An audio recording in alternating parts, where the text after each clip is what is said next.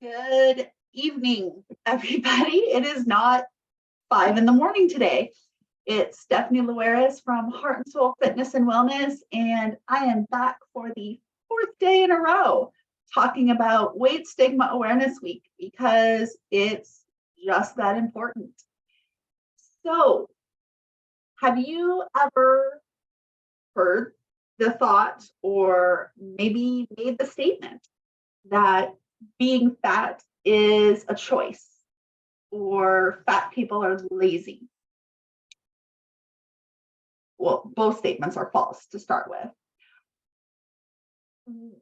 We often pick up ideas like this without actually reasoning them out to understand what is reality and unpack everything that's in those statements.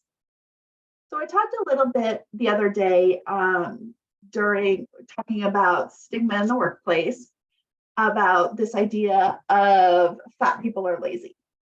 And people of any size can be lazy. But the idea that someone is lazy, therefore they are fat, doesn't compute. You don't know someone's metabolism. You don't know what they eat or don't eat. You don't know the sleep they get, the stress they're under, the medical conditions they might have, the medications that they take. And I'm sure there are other things that I'm missing on that list. But this idea that being fat is a choice, I don't think I have ever met someone in a fat body that intentionally set out to reach a certain high weight. That it's just nonsensical. But I do know many fat people that, despite every effort that they have ever undertaken, will always be within a particular size range. And that happens for a lot of reasons. I just listed a lot of reasons. It comes back to this fundamental fact that diets fail. Yes, diets work until they don't. People lose weight, they do these restrictive diets, and then what happens when it's over? You gain the weight back. Unless you are staying in that restrictive bubble, following all these rules, whether it's movement rules, food rules, whatever it might be, this place of restriction is the only way that you're able to cling on to this weight loss. And so that's why we see in study after study that within 5 years, over 95% of people have either gained the weight back that they lost or plus interest. And so then we come back to, well, if dieting is not the answer, then what controls body size? And we have something called set point theory. And we are all unique and individual, wonderful beings. And so our ideal weight for us as an individual, for me as an individual, is not the same as another person. For me, as a 42-year-old, 5'10" white woman, my ideal weight is not going to be the same as another 42-year-old, 5'10" white woman. And that comes from a lot of different factors that come into that. It's your genetics, it's your family background, it's it does in some ways relate to food and movement too, but also medications, medical conditions, and so much more. But there's going to be a weight that, regardless of your best efforts, whether it's to lose weight, maintain weight, bulk up for, whatever reason, your body's sweet spot is at a particular weight, give or take 10 to 15 pounds. And this is where your body reaches homeostasis, the place where it's working to the best of its ability. You're not all those systems of the body are working the way they should. Your nervous system isn't on high alert. You're able to manage stress. You sleep at night. Your cognitive function is up to par. All these other things. When we fight that set point, that's where the problems come in. Is we live in that place of restriction, or we quote unquote let ourselves go. And sometimes it just may be that when people who let themselves go have just released that place of restriction, and now their body is coming to that place where it feels good. Many of you know my story. You know how my body size has fluctuated through the years. The reality of life is, barring any medical treatment that I have yet to seek out, diagnose, and participate in, I would safely say for me, I am probably pretty close to my set point.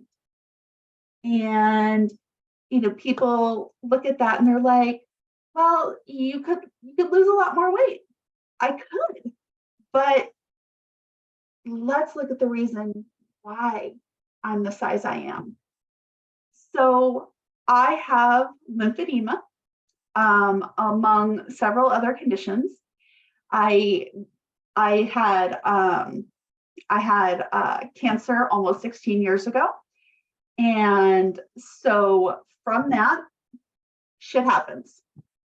And so at any given time, from the lymphedema, which is only in the last year, I've really focused on doing something about, because it's painful. But at any given time, I'm carrying about 50 to 75 pounds of fluid in my body. That's where, if you know me, this is lymphedema. This is all the fluid that's in my arm. I have it on the top of my legs too. Oftentimes at the bottom of my legs, my ankles always look a little bit swollen. That's what this is. And I could restrict and go on the most strictest diet, maybe lose a few pounds, but it doesn't take care of the root issue. No matter what diet I take on, I'm still going to have lymphedema, and that needs to be addressed. Now, nutritionally, diet-wise, are there ways to deal with lymphedema? Absolutely. There are things that I consciously do within my personal food intake that focus on those inflammatory markers and things like that to help. But it's not the solution. There's other things that have to be done. And there are some things within my control that I can do. There are a lot of other options that if somebody showed up on my doorstep tomorrow with $1 million, I'd be able to do it. If they showed up with like $50,000, I'd be cool with that. Because there are a lot of medical treatments, but unfortunately, insurance considers those cosmetic, not medically necessary. So even though there are things I could do to alter my body size to move toward the weight that my body would be without that additional fluid, I just don't have the financial means for it. And this is my example of where body size is not always a choice. And, medical things aside, we live in places where food accessibility is not optimal, where people don't have fresh foods, where they do rely on packaged foods. And that's not making a moral judgment on fresh versus processed or, what people are consuming. They're feeding themselves, they're feeding their family to the best of their ability. Money, accessibility, affordability, all of those things come into play. They all have that impact. And it's really easy for someone that has any level of privilege to say, oh, but it's not expensive to eat healthy. But you're not in someone else's shoes. You don't understand their circumstances. You don't understand what's accessible to them. And so while you might look at it through that lens, that's not the reality for someone else. So when we start to throw around these ideas of, if they wanted to be skinny, they could be skinny, fat people are lazy, I encourage you to really take these judgment statements and pull back.